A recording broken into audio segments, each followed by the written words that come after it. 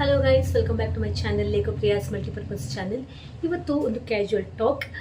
ನಾನಿವತ್ತು ಈ ರೀತಿ ರೆಡಿಯಾಗಿದ್ದೀನಿ. ಈ ಒಂದು ಸ್ಯಾರಿನ ನಾನು ಡ್ರೇಪ್ ಮಾಡ್ಕೊಂಡಿದ್ದೀನಿ. ಇದು ಮಿಕ್ಸ್ ಆ್ಯಂಡ್ ಮ್ಯಾಚ್ ಬ್ಲೌಸ್.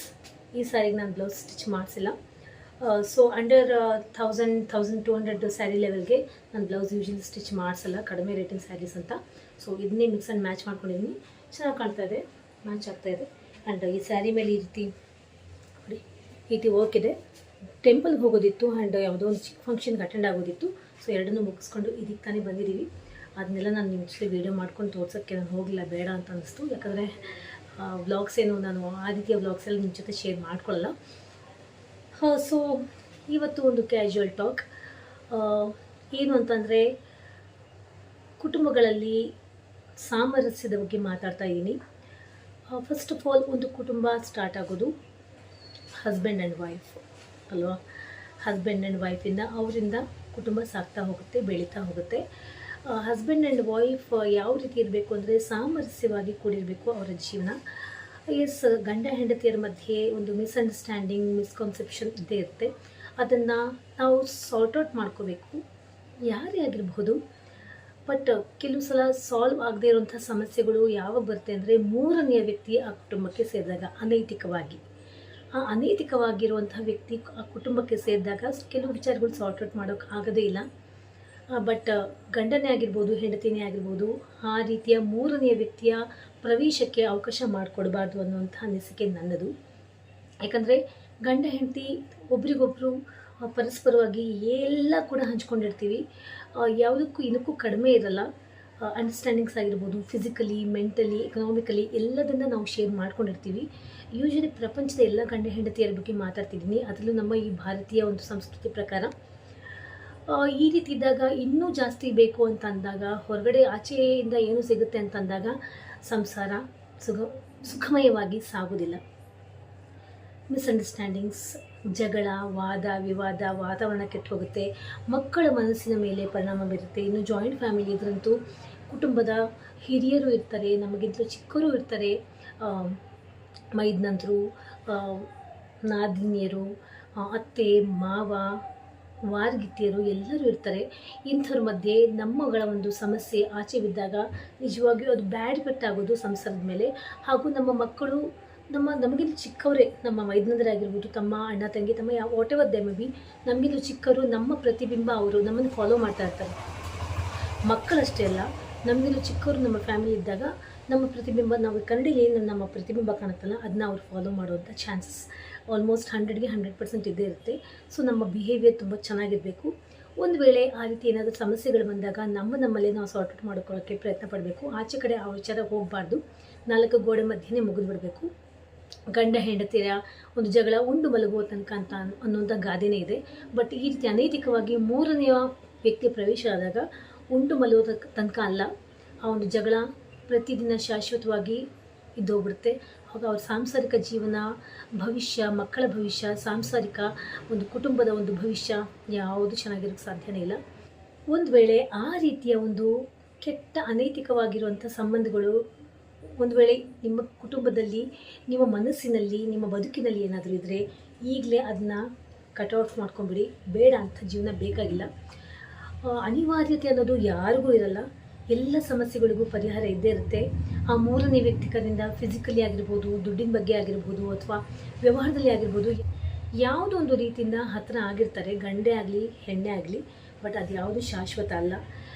ನಿಮಗೆ ಒಬ್ಬ ಮನುಷ್ಯನಿಗೆ ಶಾಶ್ವತ, ನೈತಿಕವಾಗಿ ಬಾಳುವಂಥ ಬದುಕು ಮಾತ್ರ. ಇದನ್ನ ಅರ್ಥಕೊಂಡು ನಡಿಬೇಕು ಅಂತ ನಾನು ಹೇಳ್ತಾ ಇದ್ದೀನಿ. ಯಾವುದೋ ಶಾಶ್ವತ, ಏನೋ ವಿಶ್ವಾಸ, ವ್ಯವಹಾರ, ಸ್ನೇಹ ಸಂಬಂಧ ಅಂತ ಹೋಗ್ತಾ ಹೋಗ್ತಾ ಹೋಗ್ತಾ ಅದು ಯಾವುದಕ್ಕೋ ತಿರುಗಿಬಿಡುತ್ತೆ. ಬಟ್ ಎಲ್ಲರೂ ಅದೇ ರೀತಿ ಇರೋಲ್ಲ ಅಂತಲೂ ಕೂಡ ನನಗೆ ಗೊತ್ತು. ಬಟ್ ಕೆಲವರು ಒಬ್ಬ ಗಂಡಸೆ ಆಗಿರ್ಬೋದು, ಒಬ್ಬ ಹೆಂಗಸೆ ಆಗಿರ್ಬೋದು, ಒಬ್ಬ ಮನುಷ್ಯನ ಒಂದು ಮುಗ್ಧತೆಯನ್ನು, ಅವರ ಒಂದು ಅಸಹಾಯಕತೆಯನ್ನು ಮಿಸ್ಯೂಸ್ ಮಾಡ್ಕೊಳ್ಳೋಂಥ ಚಾನ್ಸಸ್ ತುಂಬಾ ಇದೆ ಈಗಿನ ಸಮಾಜದಲ್ಲಿ. ಆಲ್ಮೋಸ್ಟ್ 100ಗೆ 99% ಅಂಥವರೇ ಇರೋದು. ಅಂಥವರಿಂದ ನೀವು ಎಚ್ಚರಿಕೆಯಿಂದ ಇರಬೇಕು. ಅಂಥವರಿಂದ ನಿಮ್ಮ ಕುಟುಂಬವನ್ನು ಕಾಪಾಡ್ಕೋಬೇಕು. ಯಾಕಂದರೆ ನಮ್ಮ ಫ್ಯಾಮಿಲಿ ನಮಗೆ ಫಸ್ಟ್ ಆಗಿರುತ್ತೆ. ಯಾವುದೊಂದು ಕ್ಷಣಿಕದ ಸುಖಕ್ಕೋಸ್ಕರ, ಕ್ಷಣಿಕದ ವ್ಯವಹಾರಕ್ಕೋಸ್ಕರ, ಕ್ಷಣಿಕದ ಒಂದು ವಾಟ್ ಎವರ್ ಸುಖ, ನನ್ನ ದೈಹಿಕ ಸುಖದ ಬಗ್ಗೆನೇ ಮಾತಾಡ್ತಿಲ್ಲ. ಸುಖ ಅಂದರೆ ಏನಾದರೂ ಆಗಿರ್ಬೋದು, ಅದಕ್ಕೋಸ್ಕರ ನಿಮ್ಮ ಬದುಕನ್ನು ನೀವು ಬಲಿ ಕೊಟ್ಟು ಸಮಾಜದಲ್ಲಿ ಒಂದು ನಿಮ್ಮದೇ ಆಗಿರುವಂಥ ಒಂದು ಸ್ಟೇಟಸ್ ಇರುತ್ತೆ, ಆ ಸ್ಟೇಟಸ್ ಆ ಸ್ಥಾನಮಾನವನ್ನು ಕಳ್ಕೊಂಡು ಕುಟುಂಬದಲ್ಲಿ ನಿಮ್ಮ ಒಂದು ಸ್ಥಾನಕ್ಕೆ ಚ್ಯುತಿ ತಂದುಕೊಂಡು ನೀವು ಬದುಕೋದು ಅಂತಹ ಬದುಕು ಬೇಕಾಗಿಲ್ಲ. ಈಗಿಂದನೇ ಎಚ್ಚೆತ್ಕೊಂಬಿಡಿ. ಅಂತಹ ಒಂದು ಸಮಸ್ಯೆ ಏನಾದರೂ ಇದ್ದಲ್ಲಿ ಅದನ್ನ ಸಾರ್ಟ್ ಔಟ್ ಮಾಡ್ಕೊಂಬಿಡಿ, ಕಟ್ ಆಫ್ ಮಾಡ್ಕೊಂಬಿಡಿ ಅಂತ ಮತ್ತೆ ಮತ್ತೆ ಹೇಳ್ತಾ ಇದ್ದೀನಿ. ಯಾಕಂದರೆ ಕ್ಷಣಿಕವಾಗಿ ಬಂದಿರುವಂತಹ ಮನುಷ್ಯ ಶಾಶ್ವತ ಅಲ್ಲ, ನಿಮ್ಮ ಕುಟುಂಬನೇ ನಿಮಗೆ ಶಾಶ್ವತ. ಒಬ್ಬ ಗಂಡಿನ ಬಗ್ಗೆನೇ ಆಗಲಿ ಹೆಣ್ಣಿನ ಬಗ್ಗೆನೇ ಆಗಲಿ ಇಬ್ಬರ ಬಗ್ಗೆನೂ ನಾನು ಮಾತಾಡ್ತಾ ಇದ್ದೀನಿ. ನಿಮ್ಮ ಹೆಂಡತಿ, ನಿಮ್ಮ ಮಕ್ಕಳು, ಅಥವಾ ನಿಮ್ಮ ಗಂಡ, ನಿಮ್ಮ ಮಕ್ಕಳು, ನಿಮ್ಮ ಅತ್ತೆ ಮಾವ, ನಿಮ್ಮ ತಂದೆ ತಾಯಿ ಅವರೇ ಶಾಶ್ವತ ಅಂತ ನಾನು ಹೇಳ್ತಾ ಇದ್ದೀನಿ.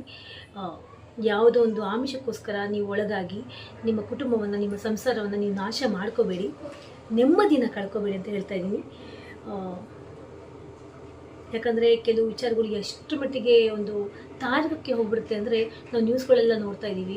ಕೊಲೆ, ಸುಲಿಗೆ ಅಥವಾ ಡಿವೋರ್ಸ್, ಸಂಸಾರ ಹೊಡೆದೋಗೋದು ಆ್ಯಂಡ್ ಬೇರೆ ಬೇರೆ ಆಗ್ಬಿಡೋದು. ಈ ರೀತಿ ಆದಾಗ ಅದು ಅಫೆಕ್ಟ್ ಆಗೋದು ನಿಮ್ಮ ಕುಟುಂಬದ ಮೇಲೆ, ನಿಮ್ಮ ಮಕ್ಕಳ ಮೇಲೆ, ನಿಮ್ಮ ಒಂದು ಭವಿಷ್ಯದ ಮೇಲೆ ಅಷ್ಟೇ.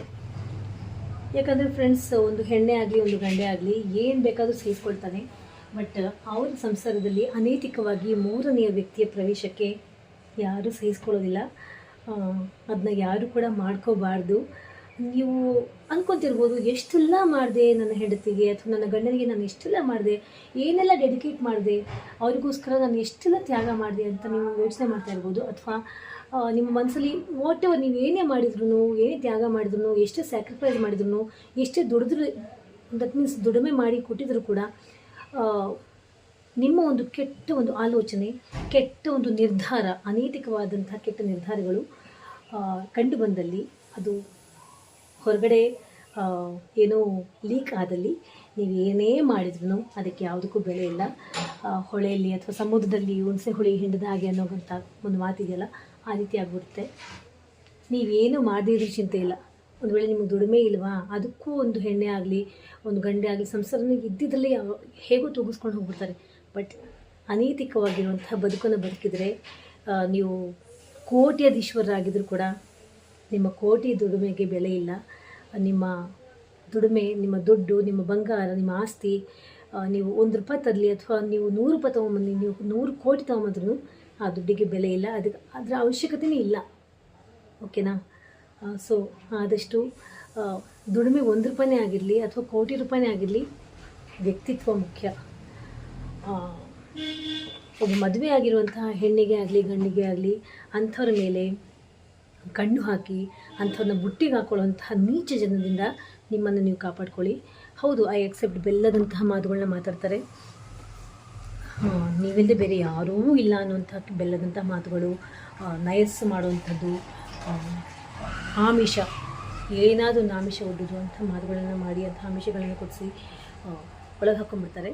ಬಟ್ ನಿಮ್ಮ ಸಂಸಾರದ ಒಂದು ಸ್ಟೇಟಸ್ ಆ ಒಂದು ಲೆವೆಲ್ಗೆ ಯಾವಳು ಆಗಲಿ ಯಾವನೇ ಆಗಲಿ ಹತ್ತೋದಕ್ಕೆ ಸಾಧ್ಯನೇ ಇಲ್ಲ. ಯಾಕಂದರೆ ನಮ್ಮ ಗಂಡನೇ, ನನ್ನ ಹೆಂಡತಿನೇ. ಓಕೆನಾ? ಗಂಡ ಅನ್ನೋ ಸ್ಥಾನ ಒಬ್ಬನಿಗೆ, ಹೆಂಡತಿ ಅನ್ನೋ ಸ್ಥಾನ ಒಬ್ಬನಿಗೆ. ನೆಕ್ಸ್ಟ್ ಬಂದವರೆಲ್ಲ ಅವ್ರಿಗೆ ಬೇರೆ ಒಂದು ಪದನೇ ಇದೆ, ಬೇರೆ ಒಂದು ಸ್ಥಾನನೇ ಇದೆ ಸಮಾಜದಲ್ಲಿ. ಅದನ್ನ ಅರ್ತ್ಕೊಂಡು ಬದುಕಿದ್ರೆ ಸಾಕು. ಯಾವಳೇ ಆಗಲಿ ಯಾವನೇ ಆದರೆ ಒಬ್ಬ ಗಂಡನ ಬದುಕಲ್ಲಿ ಬಂದವರು, ಒಬ್ಬ ಹೆಣ್ಣಿನ ಬದುಕಿನಲ್ಲಿ ಬಂದವರು ಕ್ಷಣಿಕದ ಒಂದು ವ್ಯಕ್ತಿಗಳು ಮಾತ್ರ. ಅದನ್ನ ಅರ್ತ್ಕೊಂಡ್ರೆ ಸಾಕು. ಯಾರು ಶಾಶ್ವತ ಅಲ್ಲ, ಅವ್ರು ಯಾರು ಶಾಶ್ವತ ಅಲ್ಲ. ಅದನ್ನ ಅರ್ತ್ಕೊಂಡು ಶಾಶ್ವತ ಅಲ್ಲಿರೋ ವ್ಯಕ್ತಿಗಳಿಗೆ ನೀವು ಟೈಮ್ ಕೊಟ್ಟು, ಟೈಮ್ನ ಡೆಡಿಕೇಟ್ ಮಾಡಿ, ಅವರಿಗೋಸ್ಕರ ನಿಮ್ಮ ತನು ಮನ ಧನ ಎಲ್ಲ ಅರ್ಪಣೆ ಮಾಡಿಬಿಟ್ಟು ಇರುವಂತಹ ಶಾಶ್ವತವಾದ ಸುಖವನ್ನು ಕಳ್ಕೊಬೇಡಿ. ಅದೇನೋ ಅಂತಾರಲ್ಲ ಒಂದು ಗಾದೆ, ಹರ್ಷದ ಕೂಳಿಗೋಸ್ಕರ ವರ್ಷದ ಕೂಳು ಕಳ್ಕೊಂಡಿದ್ರಂತೆ ಅಂತ. ಆ ರೀತಿ ಆಗೋದು ಬೇಡ. ಸೊ ಇದನ್ನ ನೀವು ಅರ್ಥಕೊಳ್ತಾ ಇದ್ದೀರ ಅಂತ ಅಂದ್ಕೊಳ್ತಾ ಇದ್ದೀನಿ. ಇದು ಯಾರ ಬಗ್ಗೆನೂ ನಾನು ಉದ್ದೇಶಿಸಿ ಮಾತಾಡ್ತಿರೋ ಮಾತಲ್ಲ, ಜಸ್ಟ್ ಕ್ಯಾಶುವಲ್ ಟಾಕ್ ಅಷ್ಟೇ. ಯಾರಿಗಾದರೂ ಇದು ಟಚ್ ಆಗಿದರೆ ಅವರವ್ರ ಕರ್ಮ, ನಾನೇನು ಮಾಡೋಕ್ಕಾಗಲ್ಲ. ಟಚ್ ಆಗಿದರೆ ಅರ್ಥಕೊಂಡು ಬದುಕ್ರಿ. ಯಾರ ಸಂಸಾರದ ಸಹವಾಸಕ್ಕೂ ಹೋಗಬೇಡಿ. ಎಚ್ಚೆತ್ಕೊಂಡು ಬದುಕಿದರೆ ನಿಮಗೆ ಒಳ್ಳೆಯದು ಅಂತ ಹೇಳ್ತಾ ಇದ್ದೀನಿ. ಈ ರೀತಿ ಹೇಳ್ತಾ ಇವತ್ತಿನ ಕ್ಯಾಶುವಲ್ ಟಾಕ್ ಮುಗಿಸ್ತಾ ಇದ್ದೀನಿ. You all take care. Love you all. Take care of your family first and all the other just ಗೋಲಿ ಹೊಡಿ. ಓಕೆನಾ? ಬಾಯ್.